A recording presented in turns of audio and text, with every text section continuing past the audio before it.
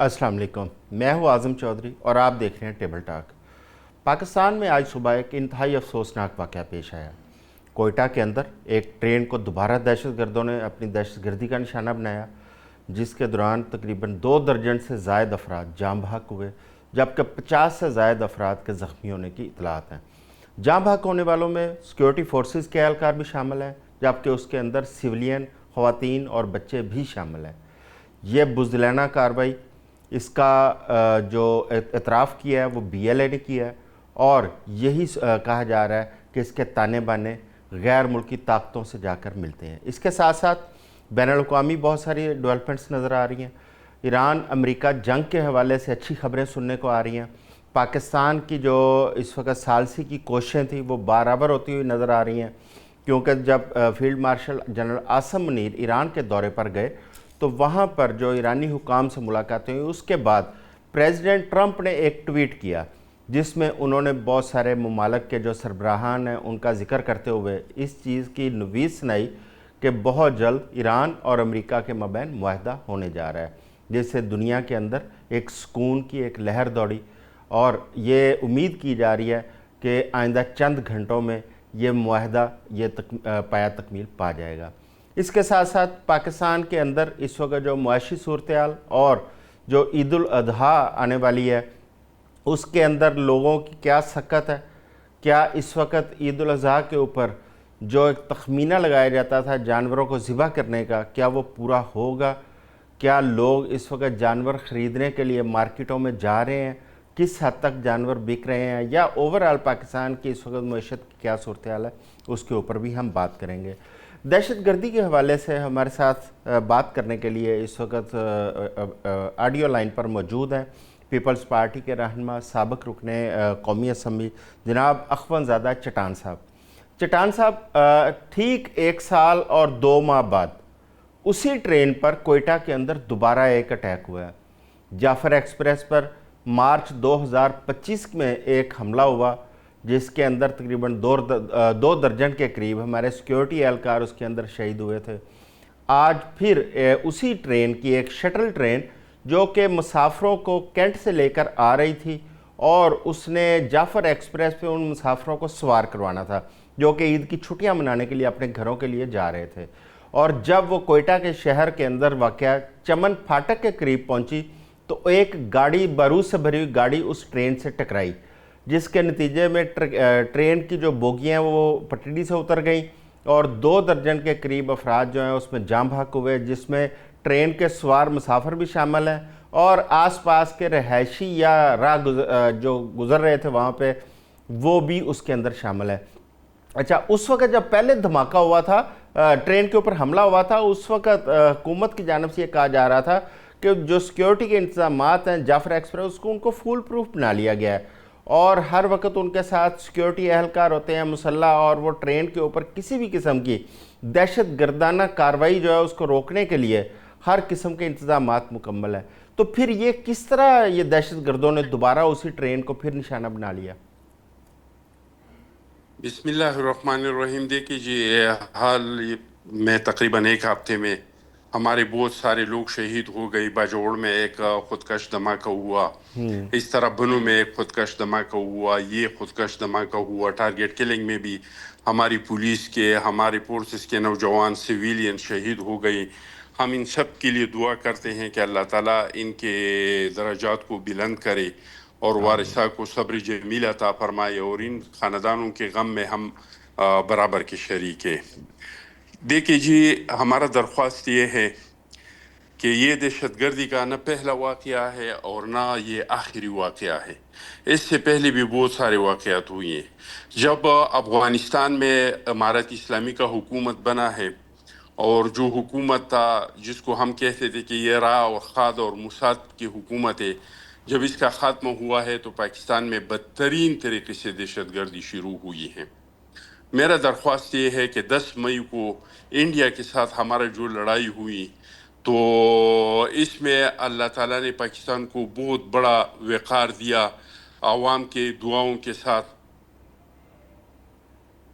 के जज्बे की वजह से مودی کی غلطیوں کی وجہ سے پاکستان کو ایک بہت بڑا وقار اور ایک بہت بڑا عزت ملا پاکستان کو بھی، اور ہمارے خصوصی طور پہ فیلڈ مارشل قاسم منیر صاحب کو بہت عزت اور پذیرائی دنیا میں ملی۔ اس کو برقرار رکھنے کے لیے اور اس ملک کو مضبوط کرنے کے لیے، اس ملک کو ہر طرح کے حالات سے بچانے کے لیے ہمارے پاس واحد راستہ ہے جو سارے مہذب دنیا میں ہے۔ سارے مہذب دنیا میں ایک ڈاکومنٹ ہوتا ہے جو مذہبی کتاب کے بعد اس کی بہت عزت دیا جاتا ہے، وہ ہے کسی ملک کے آئین، دستور اور قانون۔ ٹھیک ہے۔ ہمارا بھی درخواست یہ ہے کہ اگر ہم چاہتے ہیں کہ اس عزت کو برقرار رکھا جائے تو خدا را جس کا جو کام ہے وہ کام کرے۔ اگر کوئی بھی محکمہ، کوئی بھی ادارہ کسی اور کا کام شروع کرے تو اس کے اپنے کام میں بہت کمزوریاں آ جاتی ہیں۔ اب مجھے یہ بتائے، محسن نقوی صاحب انٹیریئر منسٹر ہے، یہ اپنا کام چھوڑ کے اس کا ایران میں کیا کام؟ یہ محسن نقوی صاحب کا کام ہے یا ہمارے وزیر خارجہ کا کام ہے؟ کیا ہمارے وزیر خارجہ اس قابل نہیں ہے؟ کیا وہ کمپیٹنٹ نہیں ہے؟ دوسری بات یہ کہ ہمارا آرمی چیف صاحب ایران جاتے ہیں، کیا یہ فیلڈ مارشل کا کام ہے؟ یہ آرمی چیف کا کام ہے؟ ساری دنیا میں آپ دیکھ لیں کسی کا آرمی چیف اس طرح کے کرتے ہیں، وہ اپنا کام کرے، یہ دہشت گردی پہ توجہ دے دے۔ اب حالات ہمارے یہ ہو گئے کہ باجوڑ سے ریٹ آف دی گورنمنٹ ختم ہو چکا ہے، گورنمنٹ ختم ہو چکا ہے، کرک سے ریٹ آف دی گورنمنٹ ختم ہو چکا ہے، ڈیر اسمیل خان سے ریٹ آف دی گورنمنٹ ختم ہو چکا ہے، وزیرستان سے ریٹ آف دی گورنمنٹ، یعنی بہت سارے ہماری صوبے کے ایسے علاقے پوری ڈسٹرکٹ ہے جہاں پہ اب حکومت کا ریٹ نہیں ہے، وہاں پہ دہشت گردوں کا ریٹ ہے۔ وہ اپنی چیک پوسٹیں لگاتے ہیں، وہ جب چاہے، جس کو چاہے، جس ٹائم چاہے اس کو مارتے ہیں۔ تو مجھے آپ یہ بتائیں کہ بہت عزت اللہ تعالیٰ نے فیلڈ مارشل کو دیا ہے، لیکن اگر اس کی سرزمین پہ دہشت گرد قبضہ کرے تو وہ عزت برقرار رکھتا ہے؟ تو ہمارا خدا را درخواست یہ ہے کہ جس کا جو کام ہے اس کو کرنے دے۔ یہ جو آپ دوسرے کے کاموں میں ہاتھ ڈالتے ہیں تو اپنے کام پہ فرق پڑتا اچھا ہے، چٹان اور صاحب، یہی وجہ ہے کہ دہشت گردی کا جنگ نہیں رک رہی ہے۔ دہشت گردی مسلسل جاری ہے، ایک واقعہ کے بعد دوسرا اور دوسرے کے بعد تیسرا، اور ہم مذمتیں کرتے ہیں اور ہر بار یہ کہتے ہیں کہ اس کے بعد ہوا تو پتہ نہیں ہم کیا کریں گے۔ چٹان صاحب، یہ جہاں تک آپ نے ابھی ذکر کیا کہ فیلڈ مارشل جو ایران گئے ہیں، تو کیا خیال ہے پھر یہ حکومت کی کمزوری نہیں ہے کہ حکومت جو کام نہیں کر سکتی تو وہ کام بھی فوج کو کرنا پڑ رہا ہے؟ اور پوری دنیا اس وقت اگر ان کی نظریں پاکستان کی جانب ہے تو آپ دیکھیں کہ وہ سارا جو بین الاقوامی ایک سارا ایجنڈا ہے جو دنیا کو امن کے لیے آگے لے کے جانے کے لیے کوششیں ہیں، تو وہ تو فیلڈ مارشل کر رہے ہیں۔ تو اس کا مطلب ہے کہ ہماری حکومت کے اندر یہ اہلیت نہیں ہے کہ فوج کو یہ کام کرنا پڑ رہا ہے یا فیلڈ مارشل کو کرنا پڑ رہا ہے؟ دیکھو میرے بھائی، اگر ان میں یہ اہلیت نہیں ہے تو یہ حکومت 5 سال بعد عوام کو جواب دے ہے۔ عوام ان سے پوچھیں گے، عوام نے اس کو یہ کام کرنے کا مینڈیٹ دیا ہے۔ آپ مجھے بتائیں کس کتاب میں لکھا ہے، کس قانون میں لکھا ہے کہ اگر وزیر اعظم یہ کام نہیں کر سکتے تو یہ آرمی چیف کرے گا؟ آپ مجھے بتائیں امریکہ کے آرمی چیف نے کبھی مذاکرات میں حصہ لیا؟ اسرائیل کی آرمی چیف نے کبھی اس مذاکرات میں حصہ لیا؟ یہ کام ان کا نہیں ہے۔ کام اس کا یہ ہے کہ جن علاقوں پہ دہشت گردوں نے قبضہ کیا ہے وہاں پہ ریٹ آف دی گورنمنٹ قائم کرے۔ اس کا کام یہ ہے کہ دہشت گردوں کو کردار تک پہنچائے، اس کا قلع قمع کرے، اس کی کمر توڑ دے۔ یہ آرمی چیف کا کام ہے۔ مجھے آپ بتائیں محسن نقوی کون ہے، اس کا تجربہ کیا ہے؟ یہ وہ پنجاب کا وزیر اعلیٰ تھا، پھر اس کے بعد پی سی بی کا یہ چیئرمین ہے۔ کرکٹ کا کیا حشر انہوں نے کیا، ہماری کرکٹ کا پوزیشن دیکھ لے۔ یہ انٹیریئر منسٹر ہیں، پھر جو کام ہے اس کا بحیثیت انٹیریئر منسٹر وہ تو کر نہیں رہے ہیں۔ ان کے حالات تو یہ ہیں کہ پاکستان کی سرزمین پہ بہت ساری جگہوں پہ دہشت گردوں نے قبضہ کیا۔ حالات تو یہ ہے کہ ہر دوسری تیسری دن دھماکے ہو جاتے ہیں اور اس کی ہم مذمت کرتے ہیں اور دوسری دن پھر دھماکہ ہو جاتا ہے۔ یہ کام ہے محسن نقوی کا، وہ تو کر نہیں سکتے ہیں۔ اچھا تو اس کا چٹان صاحب، یہ تھوڑا سا مذاکرات کرتے ہیں۔ یہ بتائیے کہ یہ جو دہشت گردی پاکستان کے اندر ہو رہی ہے اس کے اندر کیا پاکستانی خود ملوث ہیں یا باہر سے کوئی دہشت گرد آ کے یہاں پہ کاروائیاں کر رہے ہیں؟ اس میں پاکستان کی بھی وہ لوگ ملوث ہے جس کا مائنڈ سیٹ اس کام کے لیے ہم نے خود بنایا تھا. رشیا کے خلاف لڑانے کے لیے، نیٹو کے خلاف لڑانے کے لیے اس میں پاکستان کے وہ لوگ بھی شامل ہیں اور اس میں افغانستان کے باشندے بھی شامل ہیں. لیکن سب سے بڑی بات یہ کہ افغانستان میں ان لوگوں کو بھرپور سہولتیں حاصل ہیں جو ان سے پچھلی والا حکومت تھا، جو ہم کہتے تھے کہ یہ راہ کا حکومت ہے، کھاد کا حکومت ہے.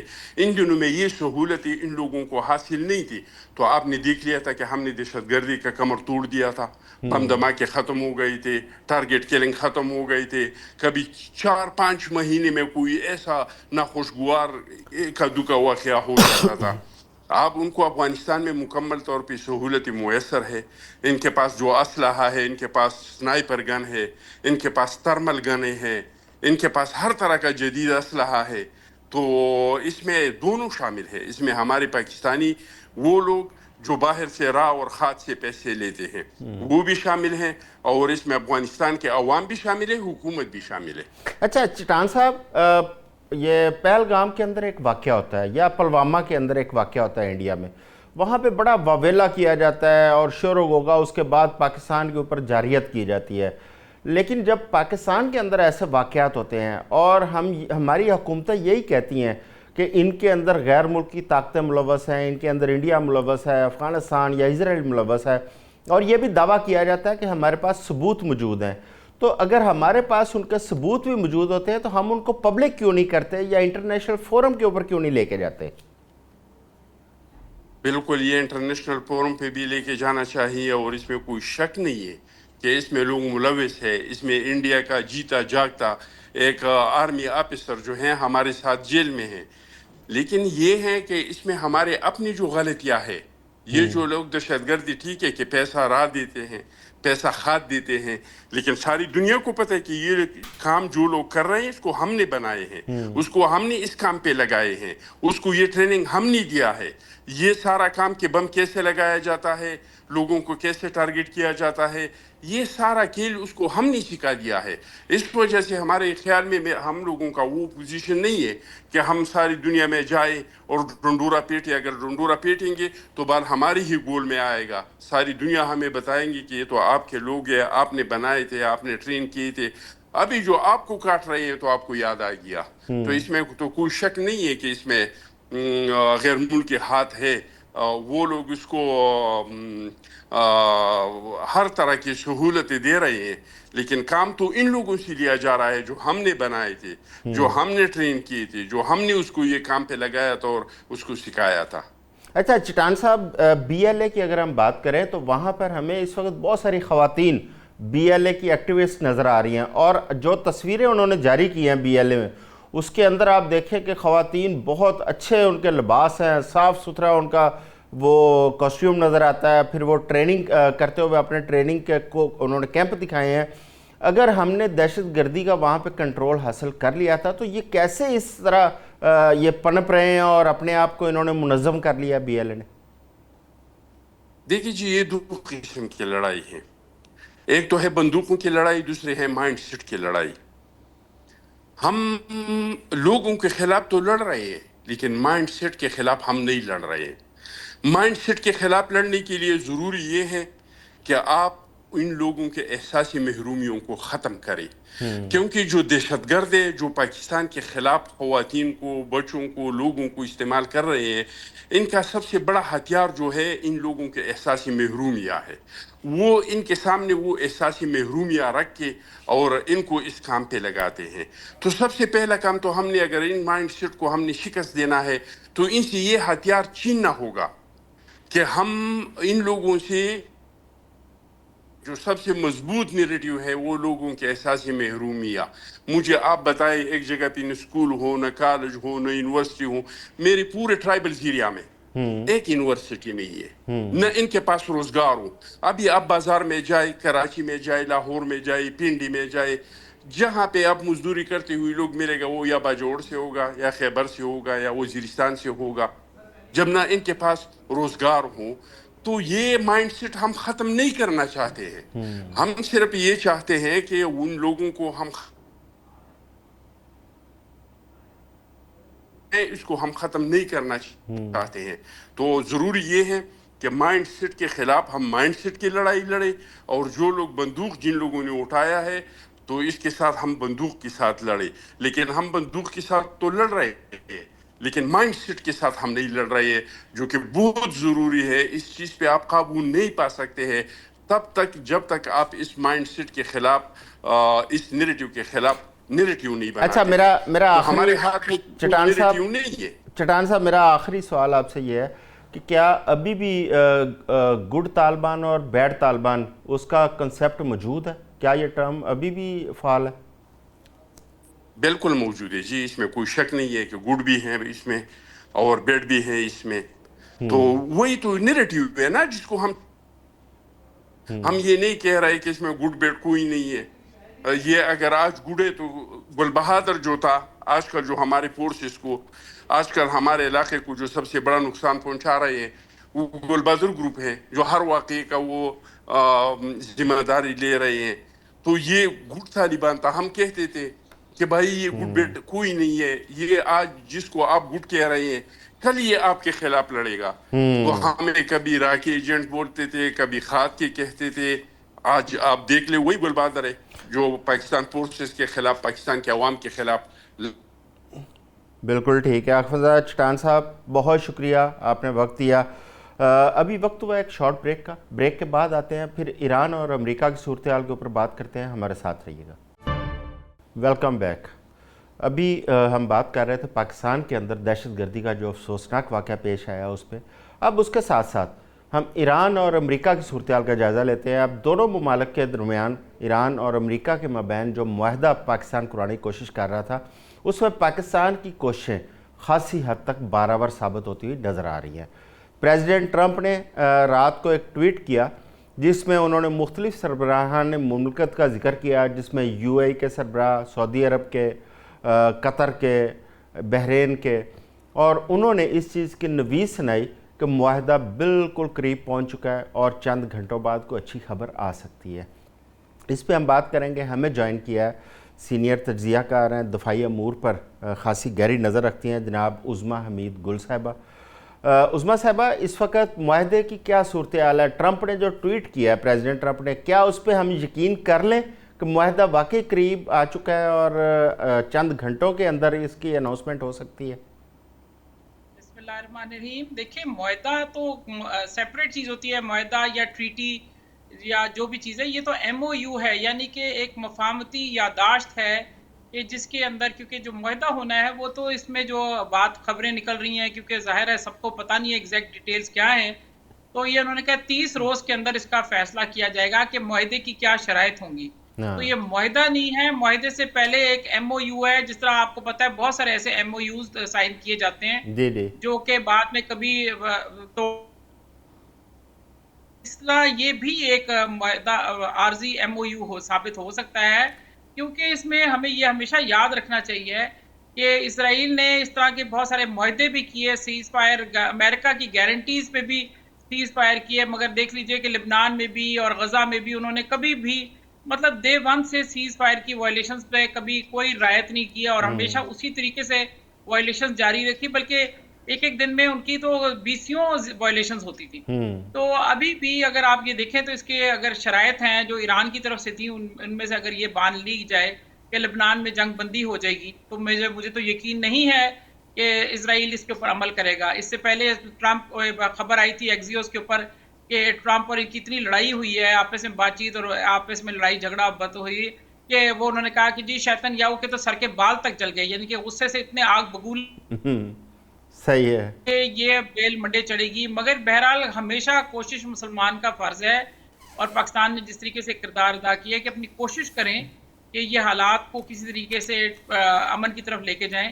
مگر چونکہ بیسک بنیادی جو آپس میں تنازعات کی جو شکیں ہیں وہ تو وہیں کی وہیں, یہ باتیں وہ طے ہی نہیں ہوئی اور یہ کہتے ہیں کہ چلو جی تم بھی چپ کر جاؤ, چپ بھی کر جاؤ. تو یہ کہ بنیادی جو تکالیف ہیں وہ تو اپنی جگہ پہ ہیں, اور اس میں جو $25 بلین کا کہا ہے کہ وہ ایران کو ریلیز کیے جائیں گے, وہ بھی اتنا مختلف قسطوں میں ہے کہ جس طرح ہمیں آئی ایم ایف کا قرضہ ملتا ہے اچھا دے دیے, مگر توڑ کے ہر 3-4 مہینے بعد ہم کو ناک ہماری رگڑائی جاتی ہے اور تب ہمیں ملتا ہے. इसी तरह ईरान को भी वो $25 बिलियन जिसका ये दिखा रहे हैं ठंडी, मेरा तो नहीं ख्याल कि वो इसका कोई रिजल्ट निकलेगा। उसको भी एक आध किस्त शायद दे भी दें, मगर उससे ऊपर नहीं जाने देंगे। तो ये असल में बात को समझने की जरूरत है कि ये बीच में एक वक्फा हमें मिलने लगा है, आर्जी वक्फा दुनिया को, यानी कि मैं हमें जब कहती हूँ तो उसका मतलब है पूरी दुनिया के अमन को, और कि जिसमें हम अपने हालात को अगर किसी अच्छे नहज पे मोड़ सके तो मोड़ लें, नहीं तो मुमकिनात में यही है कि जो इन्होंने अमेरिका ने और इसराइल ने मिलकर अपना प्रोग्राम बनाया है, मंसूबा बनाया है, उसकी जो पेशबंदी की है, उसमें ये मुख्तलिफ अप एंड डाउन आएंगे, ऊंच नीच आएंगे, हालात से ये पेंतरे बदलेंगे, मगर बिल आखिर ये जंग मशरिक़ वस्ता में ज़रूर होगी और ये किसी सूरत बाज नहीं है। अच्छा, आपने अभी जिक्र किया इजराइल और अमेरिका के जो साबका उनका रवैया रहा है या किरदार रहा है उसका भी, अभी भी जो इंटरनेशनल मीडिया खबरें दे रहा है कि इजराइल इस MOU या इस मुमकिना मुआहदे से इतना खुश नज़र नहीं आ रहा, क्योंकि अगर एनरिच्ड यूरेनियम जो अमेरिका का एक सबसे बड़ा एक मुतालबा था और दूसरा स्ट्रेट्स ऑफ हॉर्मज़, वो दोनों मुतालबात पूरे नहीं होते तो फिर अमेरिका को हासिल क्या होगा इसमें से? ये दोनों तरफ आप देखें ना कि अमेरिका के पहले ही खुला हुआ था, उन्होंने बंद करवाया, बल्कि अब एक नई मुसीबत डाली दुनिया को। और दूसरी बात है कि एनरिच्ड यूरेनियम से अमेरिका को क्या, जो लोग आज अगर एनरिच्ड यूरेनियम बना सकते हैं और 90% से ऊपर उसको ज़रूरत के लेवल को ले जा सकते हैं, तो वही नहीं कि वो अगले 10 साल में, 5 साल में, 5 महीने में वो दोबारा वहां तक पहुंच जाए। क्योंकि बेसिकली तो एक फॉर्मुलेशन और एक तरीका कार है, एक दफा आपने वो सीख लिया तो फिर आप कैसे रोक सकते हैं। तो यानी कि ये एक बिल्कुल किस्म की डिमांड है और मुतालबा है कि जी आप एनरिच्ड यूरेनियम दे दे। कभी आपने पहले भी आपने रशिया के पास रखवाया, कुछ चीजें आपने ओमान के पास रखवाई, और अब भी आप फिर यही कोई चीजें कर रहे हैं। तो जिसका मतलब है ये खाली एक बात को बिला वजह खींचने की और खामखा तूल देने की कोशिश की गई है।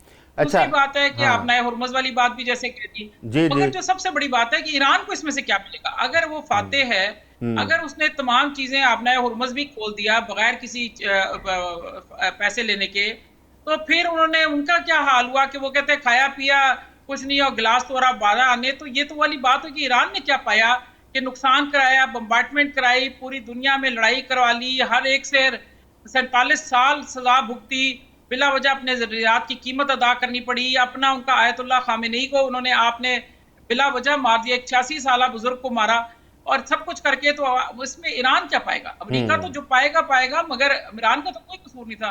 तो दोनों तरफ देखा जाए तो इसमें निकलता कुछ नजर नहीं आ रहा। अच्छा, एक और बड़ी डेवलपमेंट हुई है, आपने देखा होगा कि वाशिंगटन वाइट हाउस पर एक शख्स ने फायरिंग की और उसको सिक्योरिटी फोर्सेज ने उसी वक्त जवाबी फायरिंग में मार दिया। आज से 1 माह पहले भी वहाँ पर इसी तरह की फायरिंग हुई थी और उस शख्स को भी मार दिया गया था और उसकी कोई तहकीकात की नौबत ही नहीं आई, क्योंकि अगर वो ज़िंदा रहता, उसे पूछ-गुछ होती तो पता चलता। तो उस वक़्त ट्रंप के ऊपर सबसे ज़्यादा जो तनकीद हो रही थी वो जंग शुरू करने के हवाले से हो रही थी।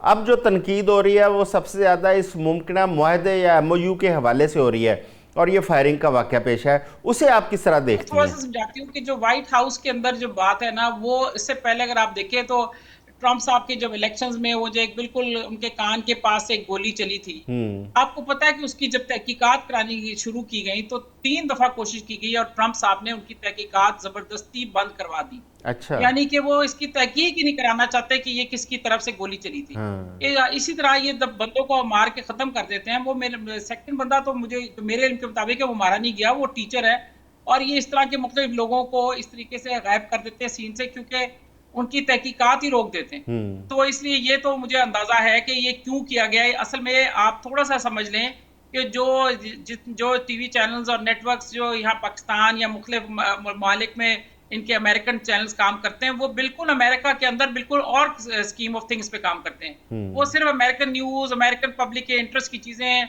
मेक्सिको की खबरें और इस किस्म की खबरों के ऊपर काम करते हैं।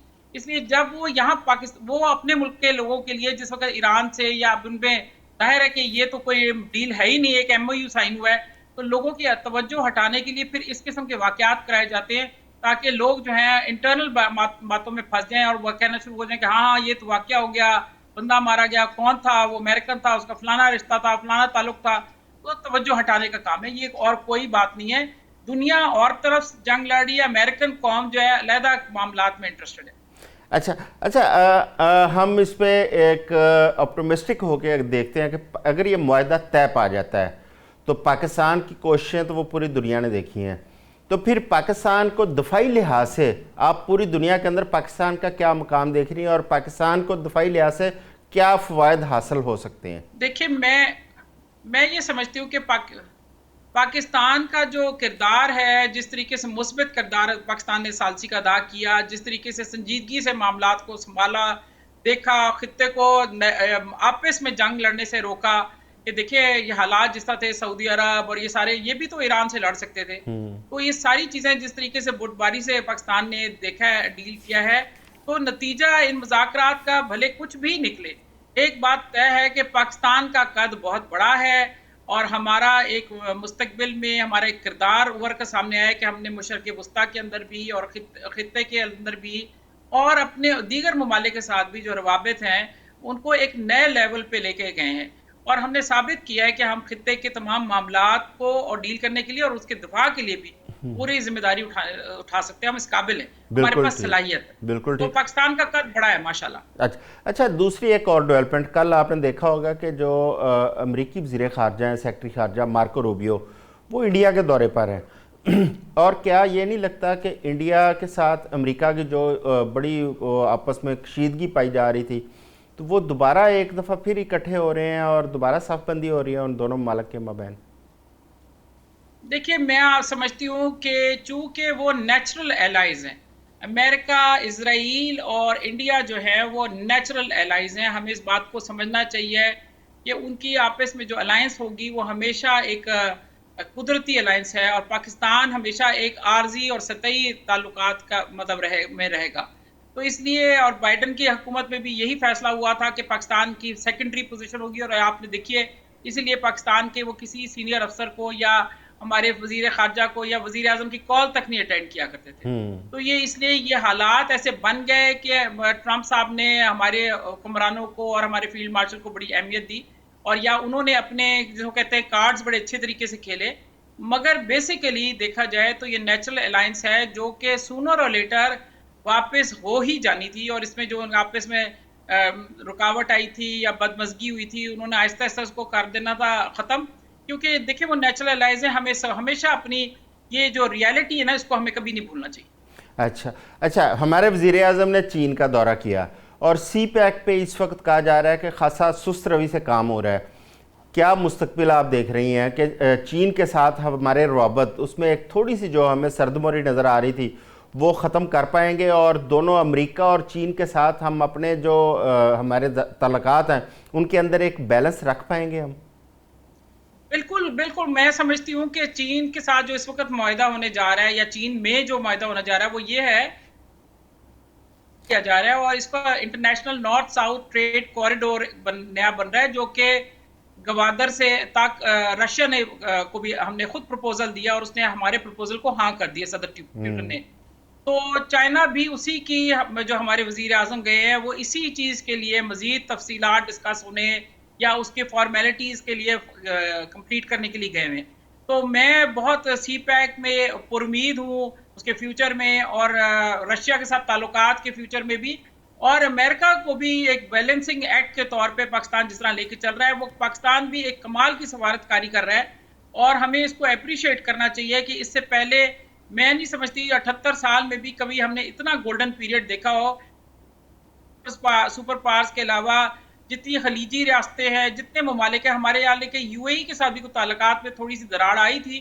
وہ بھی الحمدللہ اب مینڈ ہو رہی ہے اور معاملات بہتر ہوتے جا رہے ہیں، تو پاکستان اس وقت سفارتکاری کے لیول پہ تو بالکل کہتے ہیں نا بہت اونچی پرواز لیے بھر کے بیٹھا ہوا ہے۔ اچھا اس وقت انشاءاللہ اس میں بہتری آئے گی۔ اس وقت سب سے بڑا مسئلہ اس جنگ کا وہ اسٹریٹس اور ہرمز ہے، اگر اسٹریٹس اور ہرمز اس کو کھولنے میں مزید تاخیر کی جاتی ہے، جس طرح کہ ایک ایم او یو آپ نے فرمایا کہ وہ سائن ہوگا، ایم او یو میں اگر 60 دن کا ٹائم رکھا جاتا ہے، اس کے اندر اسٹریٹس اور ہرمز نہیں کھولی جاتی، تو پھر دنیا کا جو اقتصادی نقشہ ہے اس وقت جو صورتحال ہے وہ کیا نظر آئے گی؟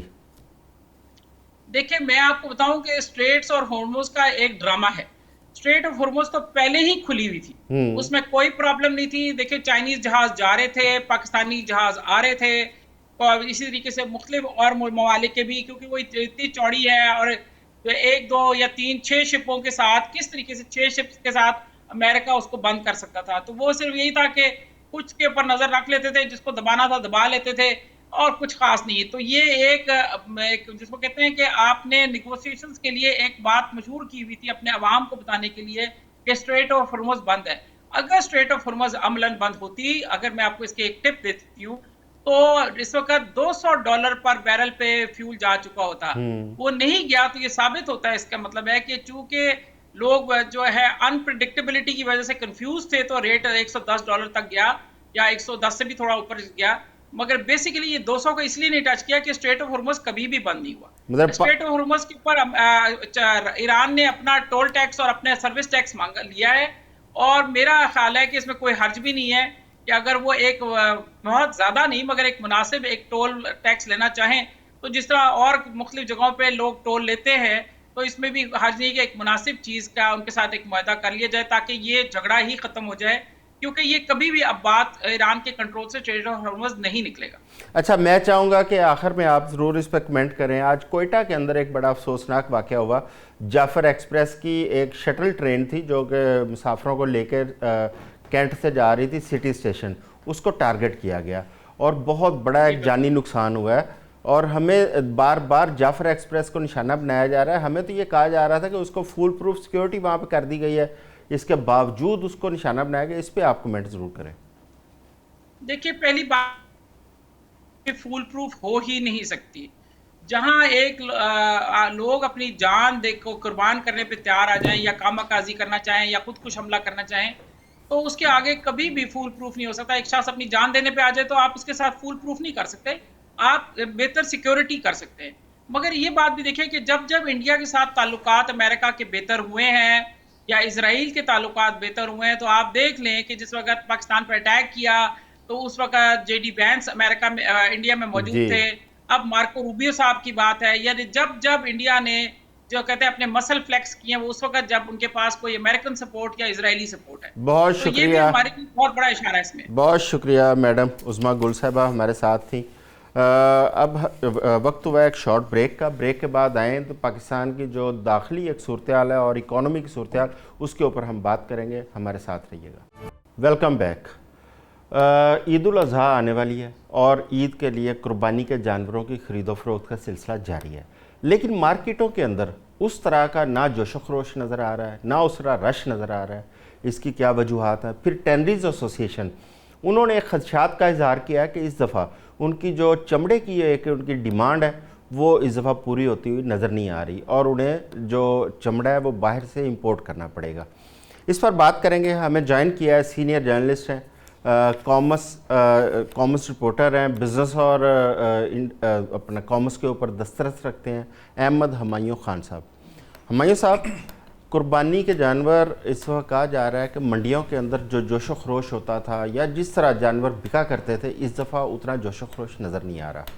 और टेनरीज एसोसिएशन के खदशात अपनी जगह पे वो कह रहे हैं कि हमें इस वक्त तकरीबन 4 से 5% छोटे जानवरों में कमी नज़र आ रही है उनकी फ़रोख्त में, जिससे हमें तकरीबन $900 मिलियन उसका वैल्यू एडेड लेदर जो है वो इंपोर्ट करना पड़ेगा, जिससे तकरीबन $36 मिलियन उसकी जो खालें जमा होने की उन्हें तवक्को थी, लेकिन वो कह रहे हैं कि हमें वो हदफ पूरा होता हुआ नज़र है। उसकी क्या वजह है? जी बिस्मिल्लाहिर्रहमानिर्रहीम। असल में ये मेन फैक्टर जितने भी हैं वो आए हैं महंगाई की तरफ। इस तमाम चीज़ें जो है महंगाई की तरफ, और महंगाई ने आवाम की जान निकाल ली है। और इतनी ज़्यादा महंगाई हो, इतनी शार्प तरीके से महंगाई हुई है कि लोगों की कुव्वत ख़रीद जो है ना बहुत मुतासर हुई है। जैसे कि ईद है, ईद में जो है नॉर्मली एक आध बकरा हर कोई करता था, और साथ जो है जो बड़े थे वो बड़े भी वो करते थे। लेकिन इस दफ़ा जो है लोगों ने जो बकरा है, बकरे की प्राइस है 1 लाख से शुरू होती है और 1.5 लाख 2 लाख तक जाती है, जो कि लोगों की कुव्वत ख़रीद से बहुत ज़्यादा कम हो गई और नाकाबिले बर्दाश्त हो गई। तो उन्होंने लोगों ने सोचा कि हम जो है बकरे के बजाय बड़ा जानवर करें, جس میں 7 حصے ہوں گے, 30, 35, 40 ہزار روپے کا شیئر بنے گا, وہ افورڈیبل ہوگا, وہ کر سکے گا. اس کا امپیکٹ جو ہے وہ آیا ہے آپ کا ٹینریز پر.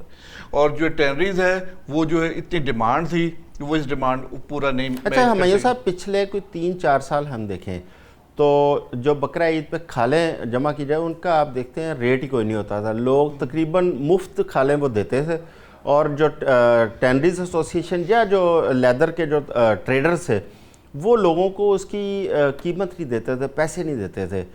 تو یہ کیا وجہ ہے کہ ایک جانب تو مفت وہ کھالیں اٹھاتے ہیں, لیکن لیدر پروڈکٹس آپ فنش پروڈکٹ دیکھیں تو وہ آسمان کو قیمتیں چوری ہوتے ہیں ان کی. یہ جو ہے نا پہلے 2020 تک جو ہے نا اس کی پرائس ملتی رہی تھی, لیدر کی پرائس جو تھے وہ خریدتے تھے. پھر اس کے بعد جو کرونا آیا, کرونا کے 2-3 سال 4 سال جو ہے اس کے بعد وہ جو ہے نا اس کی کوئی پرائس نہیں تھی, گزشتہ سال بھی نہیں تھی. ہاں نہیں تھی, اور لوگ جو ہے نا اوائڈ کر رہے تھے کہ نہ ہی اٹھائیں, کیونکہ ان کے ٹرانسپورٹیشن چارجز, سارے چارجز اتنے بڑھ جاتے تھے کہ ان کے لیے افورڈ نہیں کرتے. لیکن اس دفعہ جو ہے نا کیونکہ شارٹ فال ہوگی, اور کافی شارٹ فال ہوگی, اور چھوٹے جانوروں کی شارٹ فال ہوگی, اس لیے جو امید ہے کہ یہ پرائس اس دفعہ نکلے گی کوئی نہ. اچھا ہمایوں صاحب, اوورآل ہم اکانومی کی صورتحال دیکھیں, پاکستان کے اندر تقریباً ہر بزنس, ہر سیکٹر اس وقت پریشان نظر آ رہا ہے, جس میں بالخصوص انڈسٹری, ایگریکلچر اور جو تاجر ہیں وہ بھی. اس کی بنیادی وجہ کیا ہے کہ اتنی پریشانی کیوں کاروباروں کے اندر اتنے لوگوں کو ہو چکی ہے؟ ایک تو یہ ہے کہ ہمارے ہاں جو مہنگائی ہے وہ لوکل فیکٹر سے زیادہ انٹرنیشنل فیکٹر بھی ہوتی ہے. کوئی تھوڑی سی انٹرنیشنل, جیسے امریکہ ایران کی جنگ ہوئی تو سارا امپیکٹ پاکستان پر آ گیا. حالانکہ ریجن میں کوئی اتنی زیادہ چینجز نہیں آئی, مگر پاکستان میں جو ہے نا بہت زیادہ امپیکٹ آیا ہے. سب سے زیادہ افیکٹ ہوا ہے آپ کے پیٹرول پرائسز پر. پیٹرول پرائسز بڑھی ہیں تو اس سے ساری اکانومی. اچھا ہمایوں صاحب ایک منٹ, پیٹرول پرائسز پوری دنیا میں بڑھی, افیکٹ جس طرح آپ نے کہا پوری دنیا پہ آیا.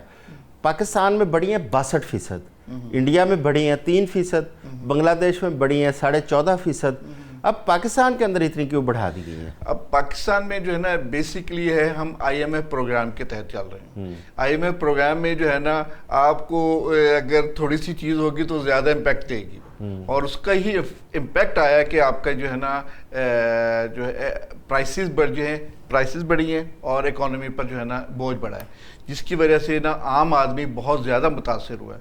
اور اس کی وجہ سے ٹرانسپورٹیشن وہ بڑھ گئی ہے, گروسری آئٹم ساری چیزیں بڑھ گئی ہیں, اور جو انفلیشن ریٹ جو ہے 10.5% تھا وہ انہوں نے اس دفعہ جو ہے نا 11.5% بنایا. اس کا امپیکٹ یہ سارے امپیکٹ جو ہے نا یہ مہنگائی کے ہی. ہمایوں صاحب 2 امپورٹنٹ چیزیں ہیں, ایک پیٹرول اور ایک بجلی. چلیں پیٹرول کے اوپر جنگ کی وجہ سے ایک امپیکٹ آیا, پیٹرول پوری انٹرنیشنل مارکیٹ میں مہنگا ہو گیا. جو بجلی ہمارے ہاں اتنی مہنگی ہے, اور یہی کہا جا رہا ہے کہ ہماری انڈسٹری جو اس وقت تباہی کے دھانے پر کھڑی ہے یا بند ہو رہی ہے, اس کی بنیادی وجہ مہنگی بجلی ہے. اب کیا یہ حکومت کی غلط پالیسیاں نہیں ہیں؟ سابقہ جو بھی حکومتیں رہی ہیں جنہوں نے IPPs کو اس وقت لے کے آئے, ان کے ساتھ اتنے سخت معاہدے کیے, اور آج پاکستان کی قوم پوری اس گلے میں توق کی صورت میں وہ IPPs کو بھگت رہے ہیں.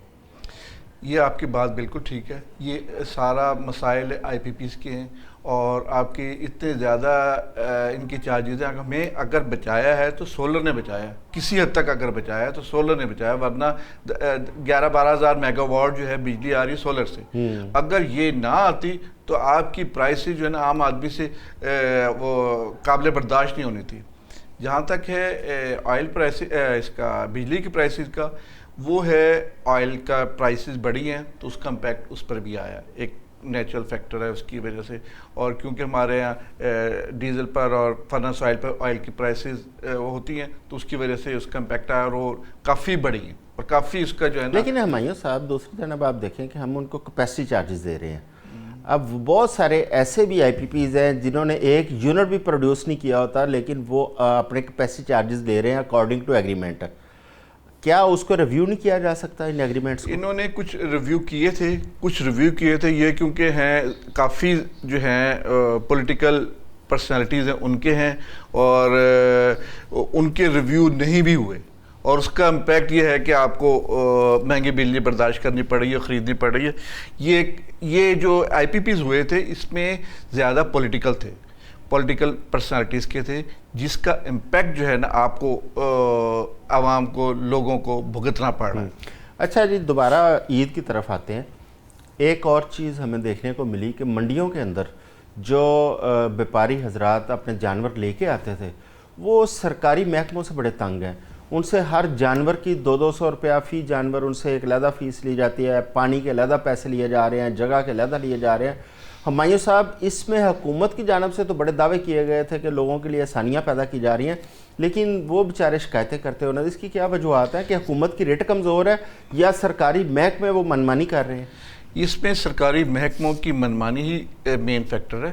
پرائسز تو ہیں، بڑی ہیں، اس کی جانوروں کی پرائس تو بڑی ہیں، لیکن ایک بہانہ بنا کر انہوں نے ایک بہت زیادہ ایک انکریز دے لیا کہ جی ہمارے اتنے ٹیکسیز ہیں، ہماری اتنی بلٹیاں ہیں، اتنے ٹرانسپورٹیشن چارجز ہیں، اتنے زیادہ ملا کر انہوں نے اس کو وہ دیا ہے. یہ ایک حکومت کو اس کو ریویو کرنا چاہیے اور ایک ایسا سسٹم بنانا چاہیے کہ ان کو صرف سنگل یا ون ونڈو آپریشن کے تحت ان کو آپریٹ کرے اور اس کو منیمائز کر کے ٹیکس وصول کرے. اچھا، دوسرا ایک چیز اور، اس وقت کیونکہ گلف کے اندر وار کی وجہ سے بہت ساری چیزوں کی ایکسپورٹ نہیں ہو پا رہی اور بالخصوص جو ایئر سروس کے ذریعے ایکسپورٹ ہوتی تھیں وہ رکی ہوئی ہیں.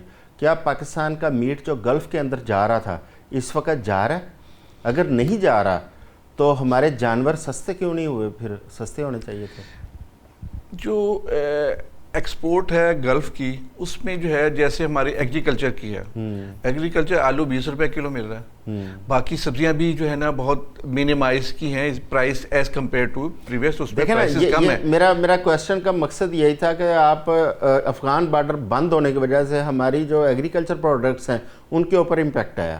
اگر وہاں پہ گوشت نہیں جا رہا پاکستان سے گلف کے اندر تو پھر یہ بکرے اور یہ جانور بھی سستے ہونے چاہیے تھے. یہ ایک امپیکٹ آنا چاہیے تھا مگر وہ ریفلیکٹ نہیں ہوا. اگر وہ ریفلیکٹ ہو تو پرائسز جو ہے نا کافی نیچے آ جائے، لیکن یہ ریفلیکٹ نہیں ہوا اس میں. تو کیا اس پہ یہ سمجھ سکتے ہیں کہ پھر ہماری لائف سٹاک پروڈکشن میں بھی کمی آئی ہے؟ لائف سٹاک پروڈکشن میں اتنی کمی نہیں آئی، اس کی اس میں کمی نہیں آئی، لیکن یہ ہے کہ پرائسز جو ہے نا کافی نیچے نہیں آئیں. اور یہ ایک واقعی المیہ ہے. لوگ جو ہے نا ابھی مارکیٹ میں، جیسے آج میں گیا ہوں منڈی گیا ہوں تو جانور بہت ہیں اور لوگ خریدار نہیں ہیں اور وہ سرپلس ہے. میرا خیال ہے کہ عید پر یا عید سے ایک دن پہلے جو ہے پرائسز کافی نیچے آ جائیں گی. مگر ابھی ان کو عادت پڑی ہوئی ہے کہ ایک ہائی پرائس پر لینے کی یا بیچنے کی، مگر یہ ہے کہ خریدار نہیں ہے، بالکل خریدار نہیں ہے. اور اس کا امپیکٹ ضرور آئے گا کہ اب آخری دن یا عید والے دن پرائسز کافی نیچے آئیں گے. اچھا ماہر صاحب، بہت شکریہ، آپ نے ٹائم دیا. ہم نے کوشش کی کہ پاکستان کے اندر جو قربانی کے جانوروں کی قیمتیں اتنی زیادہ ہیں اور لوگوں کی قوت خرید کم ہے، اس کی کیا وجوہات ہیں، اس کے اوپر بات کی. آج کے لیے اتنا ہی. اگلے ہفتے دوبارہ آپ کی خدمت میں حاضر ہوں گے. جو پاکستان اپنا کردار ادا کر رہا ہے ایران اور امریکہ کی جنگ میں، اس میں اس امید کے ساتھ کہ اس وقت تک امن معاہدہ ہو چکا ہوگا اور دنیا کے اوپر یہ جو جنگ کے بادل منڈلا رہے ہیں کم از کم یہ ختم ہو چکے ہوں گے. اپنا خیال رکھیے گا. اللہ حافظ.